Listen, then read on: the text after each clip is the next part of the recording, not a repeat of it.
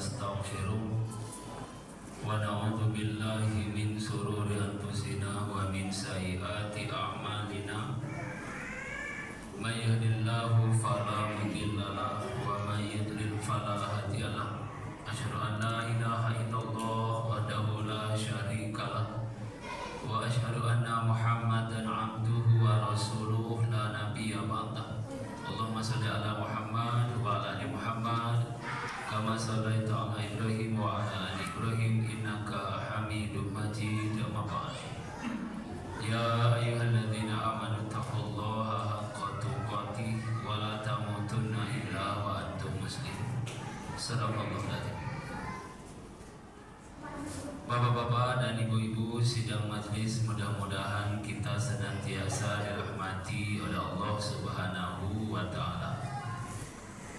Senantiasa marilah kita bersyukur kepada Allah. Kita masih diberi kesempatan oleh Allah. Kata Khalifah Ali bin Abi Thalib, kalau hari ini kita kehilangan harta, kita masih bisa mencarinya besok. Kalau hari ini kita kehilangan kekayaan, kita masih berpeluang mencarinya besok. Tapi kalau hari ini kita kehilangan kesempatan, maka kita akan kehilangan kesempatan itu untuk selamanya. Karena kesempatan tidak akan terulang. Ya. Sampai Allah turunkan satu surat khusus mengingatkan kita soal kesempatan. Wal asri innal insana lafi khusr. Allah bersumpah atas nama waktu, sesungguhnya manusia dalam kerugian. Waktu Allah kaitkan dengan kerugian. Kalau orang Arab, ada orang Arab di sini. Arab-Araban di sini. Namanya Arab Nengdi. Kalau orang Arab itu punya pepatah atau syair, al-waktu kasaib. Waktu itu laksana pedang. Ya pedang Bapak bergantung yang menggunakan. Kalau pedang digunakan oleh orang yang ngerti pedang, tahu cara menggunakan pedang, ya pedang jadi senjata, jadi perisai, pelindung, bahkan penyelamatnya. Tapi kalau pedang digunakan oleh orang yang gak ngerti pedang, justru dia akan celaka dengan pedangnya. Nah, sama dengan waktu. Kalau kita tepat, benar menggunakan waktu, insya Allah kita selamat. Tapi kalau kita salah menggunakan waktu, kita terancam rugi, bahkan celaka. Illal ladzina amanu wa amilus sholihat. Kecuali orang mukmin yang menggunakan waktunya untuk beramal soleh. Nah, mudah-mudahan Bapak saudara sekalian, kita berusaha sebisa mungkin apapun yang kita lakukan ini bernilai aman di sisi Allah Subhanahu wa Ta'ala.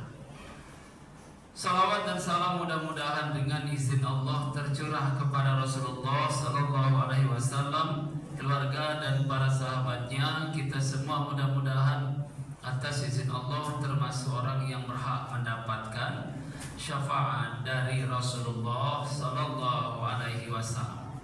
Bapak dan saudara sekalian, sering kita mendengar istilah sabar. Ada nama sabar di sini. Ada ya. Sabar. Nggak tahu informasi saya. Sabar. Sabar ya. Lah ya tuh sabar sikoda.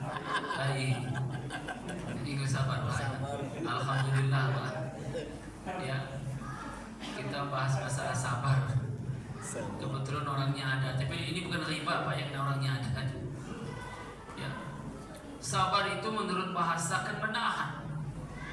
Ya. Apa yang kita tahan Bapak saudara sekalian? Kondisi seseorang ketika dia bisa mempertahankan imannya, mempertahankan emosinya di segala situasi. Itu sabar. Ya. Mau sedih, mau senang, mau sakit, mau sehat, kaya, miskin, sukses, gagal. Apapun keadaan itu, dia tetap bisa menjaga atau mempertahankan imannya, mempertahankan emosinya. Itu orang sabar. Ya Pak ya. Kenapa? Ya musuh pertama dari sabar itu adalah ya iman. Kalau kita ingin melihat seseorang kualitas iman, jadi ketika pertama kali dia menerima kabar musibah, itu terlihat Pak kualitasnya. Bukan setelah lama, bukan.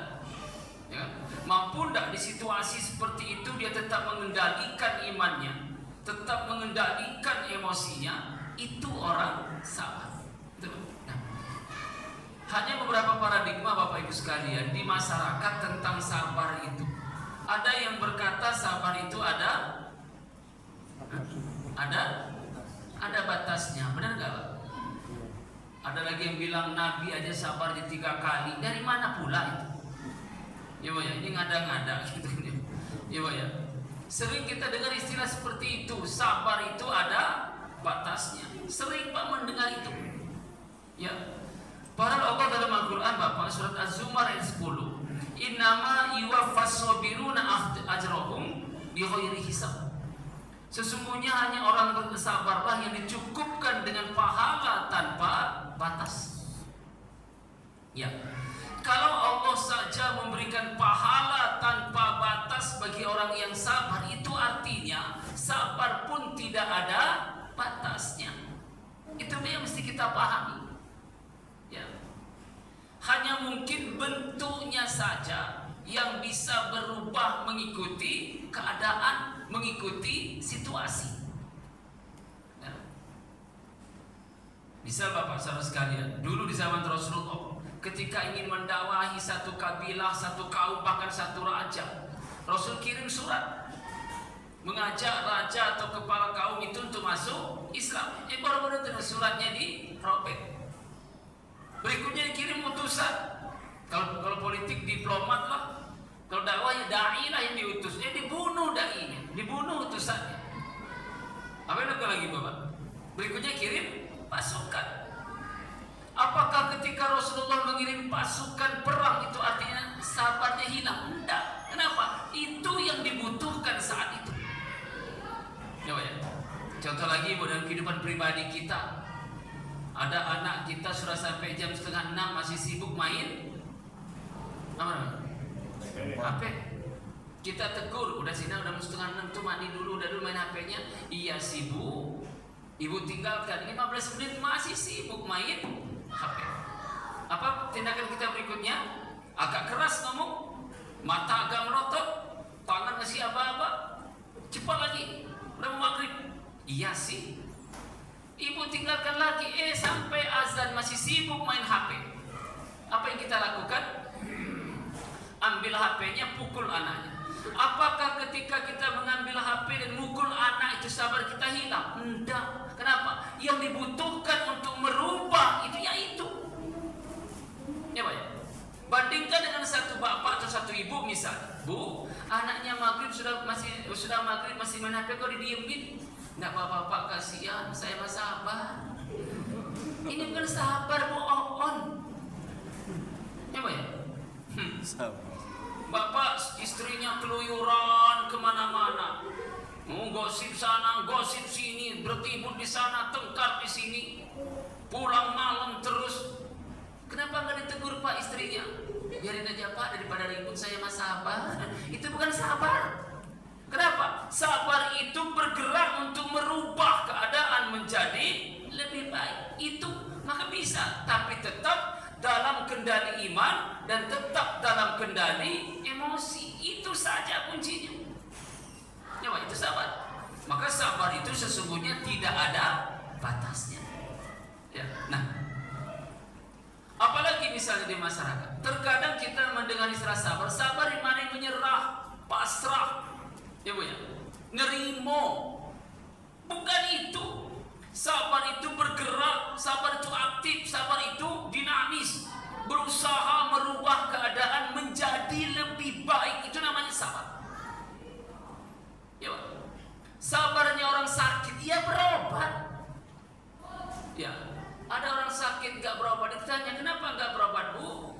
Saya sabar Pak. Ya, penyakit kan dari Allah. Allah juga yang nyembuhin, ya terserah Allah lah. Mau sembuh mau enggak gitu. Enggak begitu. Sabarnya orang lapar ya makan. Sabarnya orang yang bodoh ya belajar. Sabarnya orang enggak punya berbuat, berusaha, ikhtiar.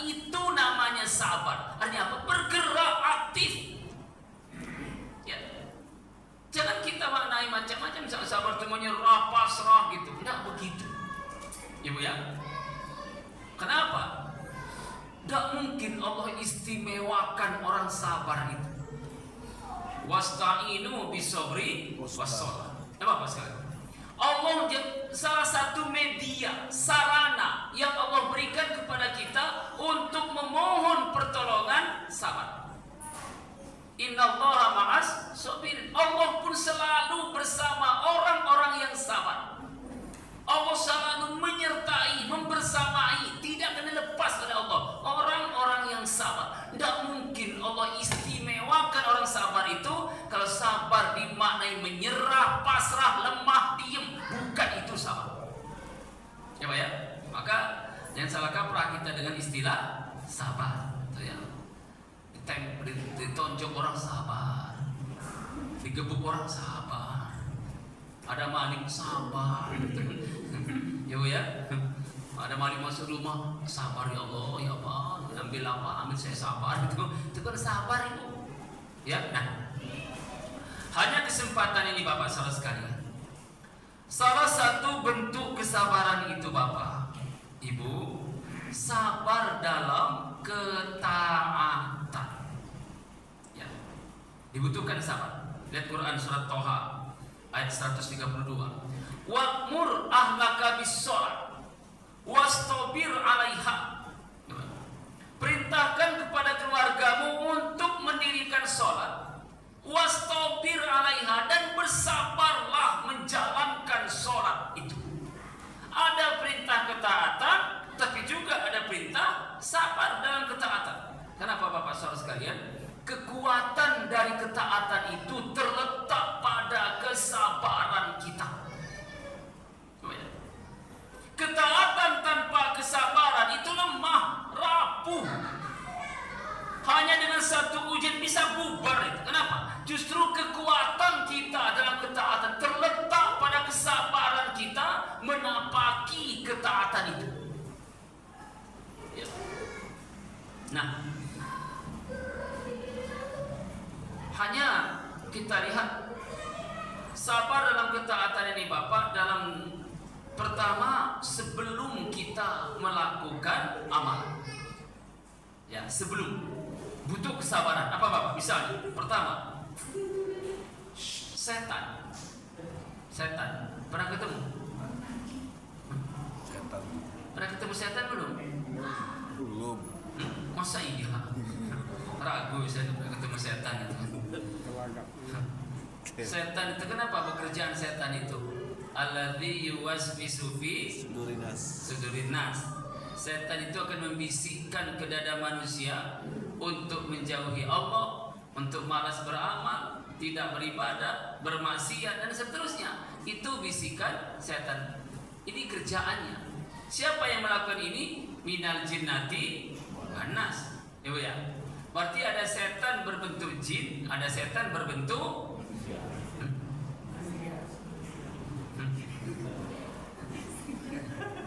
enggak, ini Quran ini.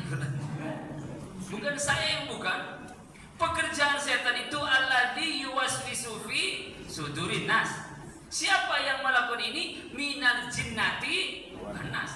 Berarti ada setan berbentuk jin, ada setan berbentuk manusia.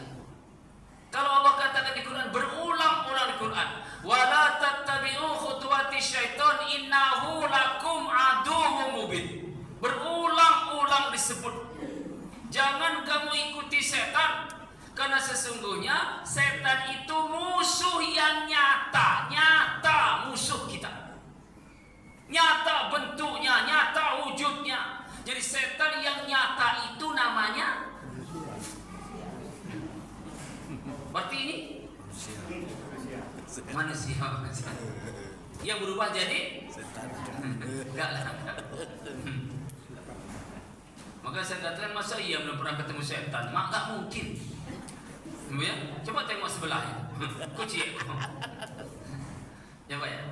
Kenapa Bapak Ibu sekalian? Begini. Setan, target utama setan itu menghentikan kita beramal, mencegah kita beramal. Itu Pak.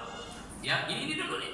Dibelokkan, dihentikan, dicegah kita untuk tidak beramal. Itu setan kerjanya. Tapi kalaupun ini tidak bisa, ya, Kalaupun setan tidak bisa menghentikan kita beramal, kalaupun setan tidak bisa menghentikan atau mencegah kita untuk beramal, tidak akan juga belum dilepas oleh setan, tetap. Kenapa? Maka yang pertama apa? Dibelokkan niatnya oleh setan. Baik. Maka kesabaran kita, luruskan niat dalam beramal itu. Ya. Karena setan hafal hadis itu, innamal a'malu, hafal setan itu. Maka paham dia lagi. Ya, ya. Maaf ibu, maaf ya. Kalau setan berbentuk jin, iblis, bosnya itu ibu, mau papasan sama Umar bin Khattab, belok dia. Kejebak di kak, waduh Umar ini belok. Setan berbentuk jin. Tapi siapa yang membunuh Umar? Setan berbentuk. Siapa yang membunuh Ali bin Abi Thalib? Manusia juga. Bahkan konon katanya penghafal Quran. Jadi mana yang bahaya? Kalau setan berbentuk jin, Bapak bacakan ayat kursi, Al-Ikhlas, Al-Falaq, An-Nas dengan penuh keyakinan, insya Allah dia akan pergi. Setan berbentuk jin, tapi setan berbentuk manusia. Bapak bacakan ayat kursi, hafal dia, malah pasih dia lagi bacanya. Ibu ya, itu. Nah, artinya apa? Ya, kalaupun setan tidak bisa menghentikan kita beramal, maka langkah berikutnya apa ibu sekalian? Dibelokkan niat kita beramal itu. Karena setan tahu persis innamal a'malu binniat. Sesungguhnya amal umat ini bergantung niatnya. Kalau niatnya sudah salah, niatnya sudah belok, selesailah itu, nggak akan diterima. Setan tahu itu. Maka target pertama setan itu dibelokkan niat kita beramal. Tadi contoh ibu atau bapak-bapak lah mau sholat Jumat, niat benar dari rumah itu ingin infak 20.000 lah di kantong tuh titik barat 20.000. Tapi apesnya 20.000 itu pecah dua, 10 ribuan dua. Apa kira-kira berikutnya? Nah, udah nyambung nih, nyambung. Ibu ya, niat dari rumah sudah pulang, udah dikantongin, piti kok 20.000, sudah mau impak di masjid. Tapi dilalahnya 20.000 itu pecah 10.000 dua. Apa yang terjadi? Masuk pekarangan masjid, ada orang jual es degan di halaman masjid. Segernya Jumatan, Nabi Jumat minum es degan. Ya bu, iko ada piti barang 20. Bisikan masuk. Pak, Allah kan tidak melihat jumlahnya, Allah melihat ikhlasnya. Wih, hebat Pak. Ya kan? Bagi Allah tidak ada bedanya 10.000 sama 20.000. Kenapa? Allah tidak melihat jumlahnya, tapi Allah melihat ikhlasnya. Iya juga ya. Masuk. Nah, yang kedua, kalau Bapak beli es dan infak, kenapa dua-duanya? Rabbana atina fid dunya hasanah wa fil akhirati hasanah. Dapat dunia, dapat akhirat. Esnya untuk dunia, infaknya untuk akhirat. Hebat lagi itu Pak. Manis rayuannya. Ya, kan Bapak berdoa ingin kebaikan dunia, ingin kebaikan akhirat. Lah bagi dua, lah ini untuk kebahagiaan dunia, ini untuk akhirat. Manis lagi rayuannya dan masuk akal. Hebatnya Pak. Terjadilah ujungnya benar.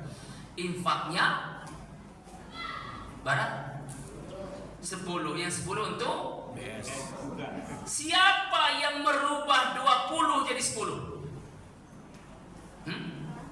Setan. Pernah kayak gitu ngalami? Ya Bu ya. Ini halus Bapak, maka dia tahu persis. Lebih hebat memberikan pertimbangan. Ya. Saya tidak ngerti dari mana mengambil kesimpulan. Sholat duha itu sholat cari. Hah? Itu apa kok? Jari kok. Ya Pak. Dari mana kita mengambil kesimpulan seakan-akan sholat duha itu sholat cari rezeki. Masya Allah. Ya, Pak. Dagangannya sepi, tidak ada yang membeli dagangannya, uang bermasalah. Oh duhanya tiap pagi itu ambil versi jumbo lagi duhanya 12 rakaat. Ya, zikirnya 1 jam tiap paginya. Giliran dagangannya lancar, usahanya lancar, berhentinya duha. Jadi apa tujuan duha? Coba Bapak, siapa yang membelokkan itu? Kok bisa dalam pemahaman kita seakan sholat duha itu sholat cari apa? Coba, saya tidak menyalahkan rizki, tapi rizki jangan dipersempit. Ya Pak, duit pitih adalah satu dari jutaan rizki Allah. Ya Pak. Jangan kita memandang rezeki itu hanya soal harta, hanya soal uang, soal kekayaan. Tidak, itu hanya satu dari sekian rezeki dari Allah. Ya Pak. Sekarang, berapa Bapak mau nilai kesehatan Bapak sekarang? Mau dinilai berapa? Mau Pak ginjalnya dijual? Na'udzubillah, orang sekarang yang ginjalnya rusak 2 kali seminggu. Apa itu? Cuci darah. Na'udzubillah min zalik. Apa ini bukan rezeki? Bapak masih enak makan, enak tidur, enak ke kamar mandi, aman, sehat. Ya, mata kita masih melihat, awas, dan seterusnya. Dan rezeki terbesar itu Bapak, karunia terbesar itu Allah masih gerakkan hati kita untuk beramal. Berapa nilai? Ya. Nah, karena itu jangan sampai terbelok. Siapa yang membangun frame lah, yang membangun kesimpulan seakan-akan sholat duha itu sholat cari. Saya nggak salahkan itu doanya, ya Allah yang Daud dekatkan, yang di bawah keluarkan, yang udah atas turunkan, yang kotor. Iya, tidak ada masalah. Tapi jangan dipersempit. Rizki itu hanya soal itu. Ya, lagi banyak masalah tahajud tiap malam. Ya Allah, masalahnya selesai? Selesai tahajudnya. Siapa yang membelokkan niat itu? Nah, itu Bapak kan? Maka kesabaran pertama itu Bapak, luruskan niat dalam beramal itu. Qul inna sholati wa nusuki wa mahyaya wa mamati lillahi rabbil alamin. Allah pakari Muhammad, katakan ke umatmu, tuh setan menyebarkan jebakan dalam masalah niat. Tuh setan punya program yang sangat halus membelokkan niat umatmu beramal. Nah, pakai ini kata Allah. Diberi Allah bekal kita. Ya Pak ya. Maka pertama, sabar dalam sebelum beramal itu, sabarlah kita untuk menjaga kelurusan niat kita. Nah, yang kedua Bapak saudara sekalian, sabar sebelum beramal itu, hati-hati Bapak. Terkadang kita dibisikkan pula oleh setan bahwa kitalah orang yang paling bagus amalnya. Hati-hati juga ini Pak. Ya, hati-hati.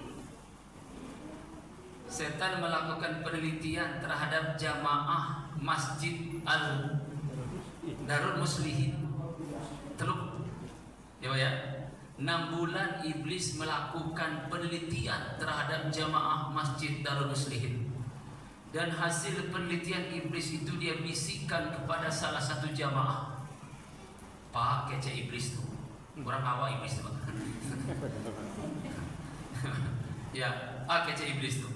Pak, 6 bulan saya melakukan penelitian di masjid ini, dan hasil penelitian saya, bapaklah yang paling bagus amalnya. Kece siapa tuh? Lu saya yang ngomong.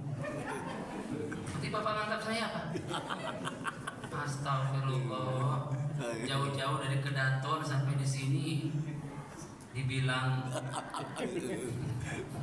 Ya kalau yang ceramah iblis yang diceramahin. Jadi ini masjid siapa ini? Coba ya, lihat. Halusnya iblis. Dia bisikkan kepada salah satu jamaah, Pak, bapaklah yang paling bagus amalnya di masjid ini. Datang paling duluan, zikir paling lama, sholat paling khusyuk, baca Quran paling bagus, dan seterusnya dan seterusnya. Kita iakan bisikan itu. Selesailah tugas iblis.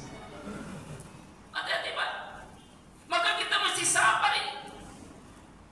Menahan diri, mengekang diri untuk tidak merasa lebih dengan ilmu dan amal. Butuh perjuangan. Hati-hati itu. Saya pernah baca satu artikel Bapak, seorang ulama, dulu ulama. Itu saya agak lupa yang namanya. Saya sebab nama itu agak susah ingat. Jadi si ulama ini berangkat haji. Jauh dulu Pak kan ngomong sekarang berangkat sekarang. Enggak kayak sekarang kan. Ngomongnya sekarang berangkatnya 20 tahun lagi gitu kan. Yang mendatangi salah satu kelompok orang yang mau berangkat haji. Yang orang itu tidak kenal dia pun tidak kenal mereka. Bahwa ini ulama. Pak, datang. Boleh nggak saya gabung ke jamaah Bapak untuk berangkat haji? Kepada ketua rombongan itu. Apa kata ketua ini? Boleh.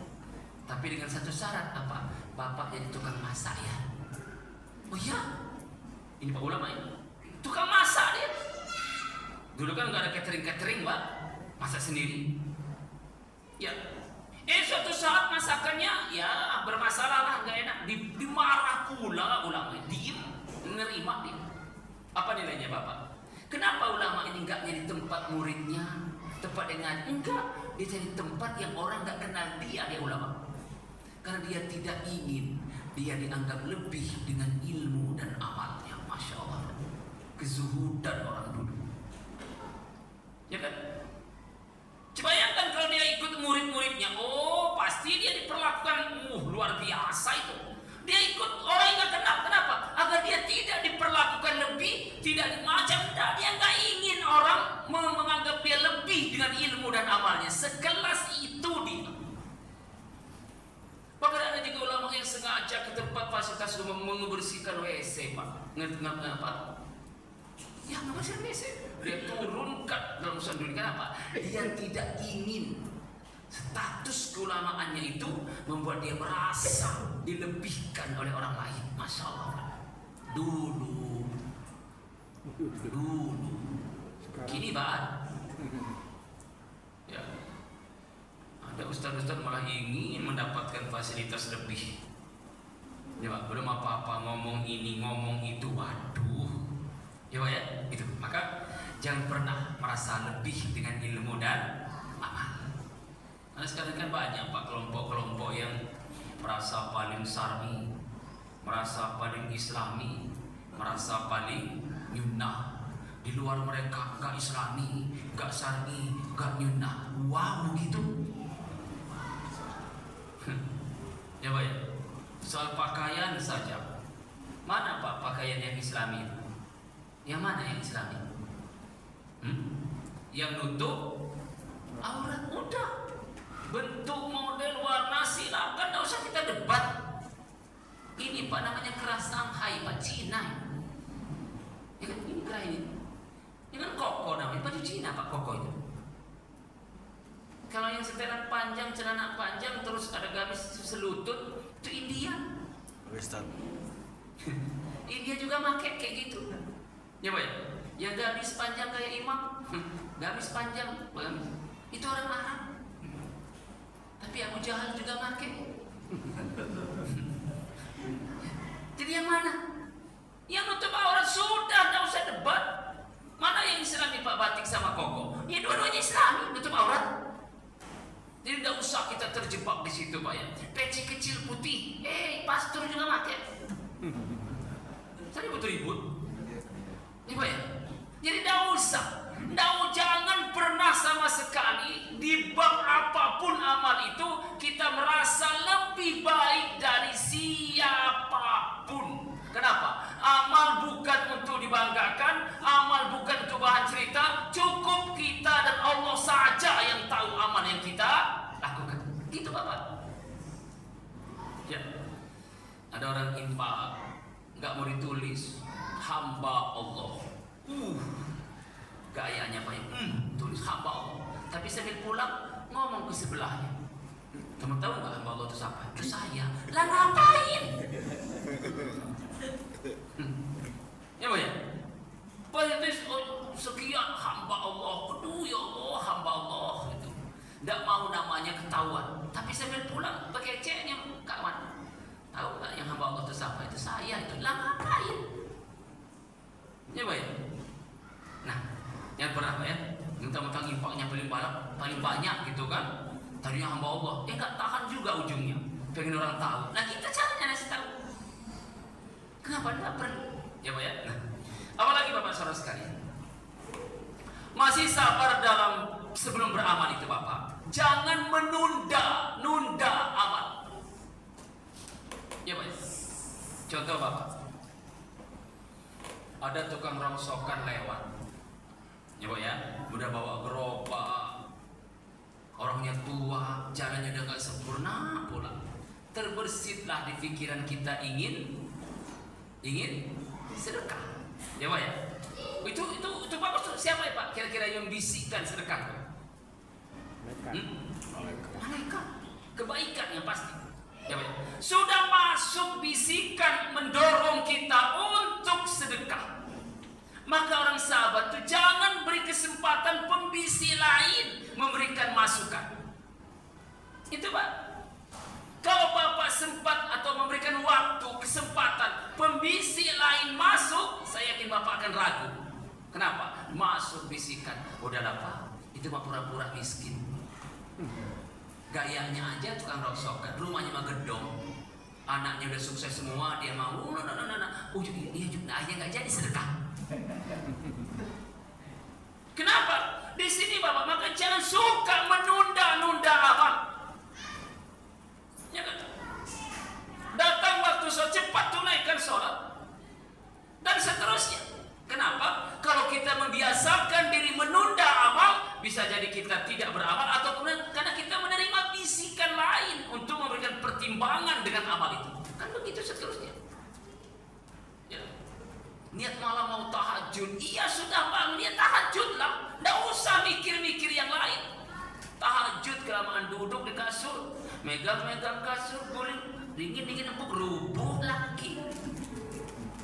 Siapa yang bikin rubuh itu? Siapa yang bikin mata kita berat lagi itu? Allah sudah bangunkan kita tengah malam untuk sholat. Karena Bapak mikir, ujungnya ditiup lagi, matanya ngantuk lagi. Kenapa? Kita menunda. Ya Pak ya? Gitu. Jadi jangan menunda amal. Yang terakhir Bapak saudara sekalian terkait dengan pra amal ini, yang keempat adalah ada orang yang lelah, jenuh beramal. Kenapa Bapak kira-kira? Ya, jadi itu Pak, setan lagi. Setan sering membisikkan Pak ke telinga orang beribadah itu. Apa? Pak, apa sih hasilnya Bapak beribadah? Ya Pak ya. Bapak sudah rajin ke masjid, tengah malam sudah berusaha bangun, Senin Kamis sudah berusaha puasa, tilawah Quran pun tidak terlambat, ikut taklim di mana-mana. Terus apa pengaruhnya terhadap kehidupan Bapak? Tidak. Dari dulu sampai sekarang begitu-begitulah, tidak rubah nasibnya. Sementara si fulan sholat salah, ngaji malas, puasa nggak pernah, tilawah Quran malas, tapi hidupnya Bapak tuh coba Bapak pernah dapat bisikan itu? Akhirnya apa? Orang yang beribadah pun lelah, jenuh. Kenapa? Kenapa? Dia merasa tidak ada hasil amal yang dia lakukan, karena dia mengukur amal itu dengan kehidupan dunia. Hati-hati Pak, banyak yang seperti itu. Ya.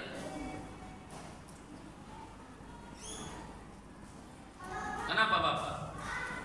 Kalau kita mencoba mengukur amal kita dengan dunia, toh Rasulullah sudah tunjukkan Bapak Ibu sekalian, ya, nilai dunia dibanding amal itu. Apa itu? Qobliyah subuh.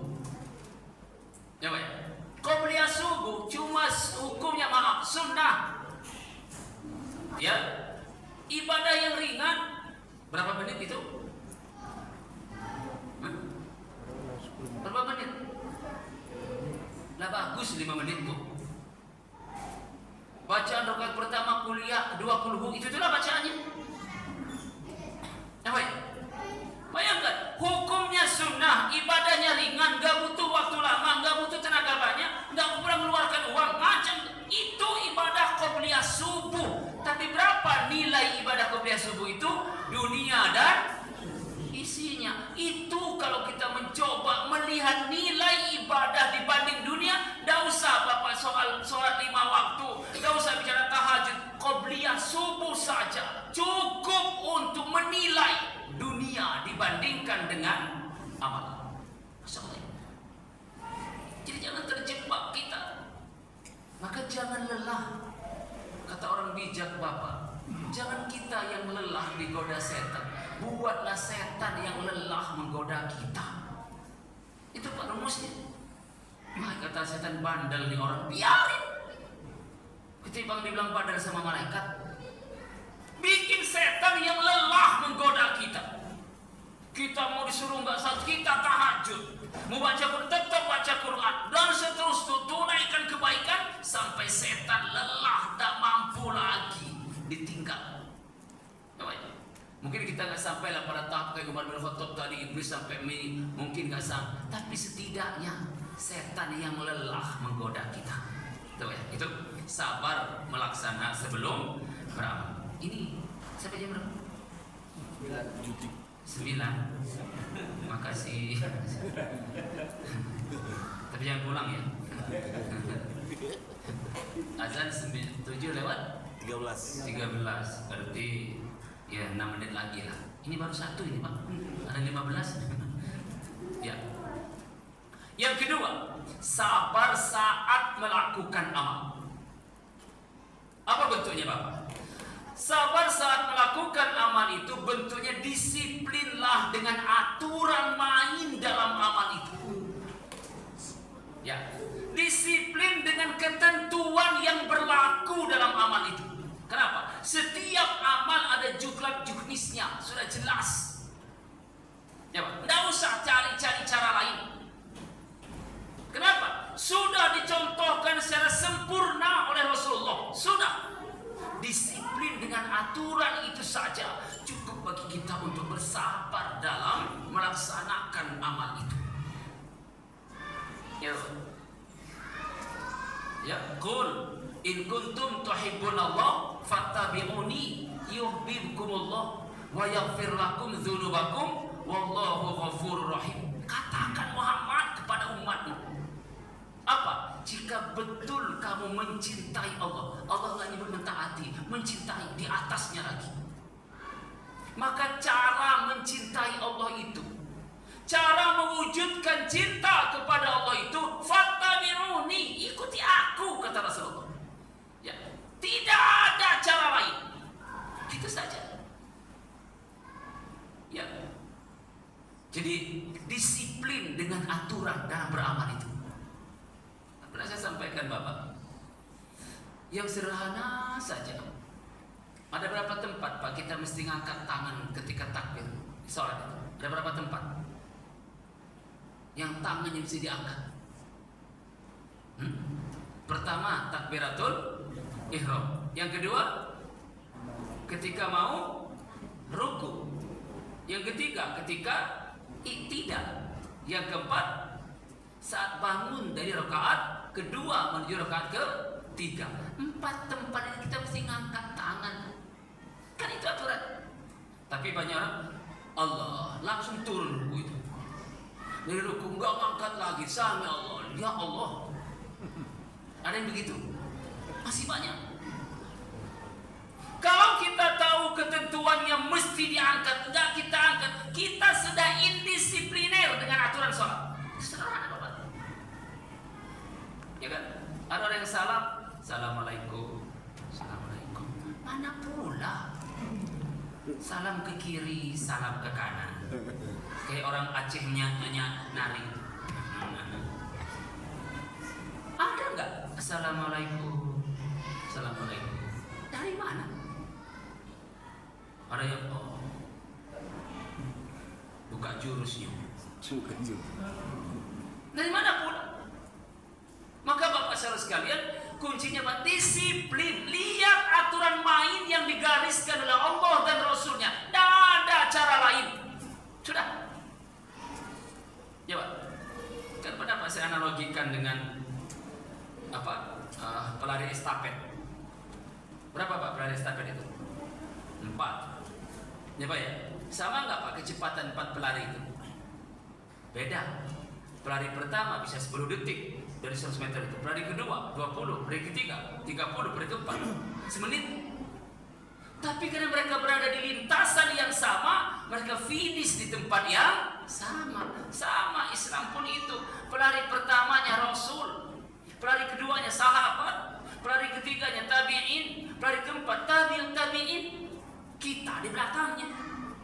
Kalau kita ingin finish di tempat di mana Rasul finish, kita finish di tempat di mana sahabat finish, ikuti jalan mereka, berada di lintasan yang sama, yang dilewati Rasul, dilewati sahabat, dilewati tabi'in. Insya Allah kita finish di tempat yang sama, walaupun dengan kecepatan yang berbeda. Begitu Bapak.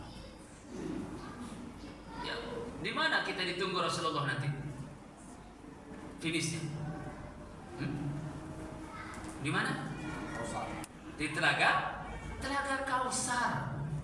Itu di bypass depan Islamik. Ya Pak?